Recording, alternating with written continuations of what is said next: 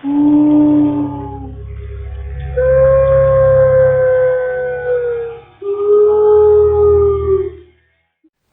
dan, ja sam Juri iz Ukrajine i danas ću pročitati pjesmu Nepravilna imena.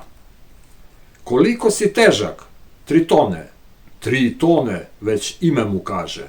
Al Triton je manji od žabe i ime mu očito laže. A što li petunija znači? 5 unija, moćnih i snažnih. U stvari, to je mali cvjetić i nije baš od onih važnih. A stolica znači 100 lica. Ma što to stolici vrijedi kad stotine sjedaju na nju, a licem baš nitko ne sjedi.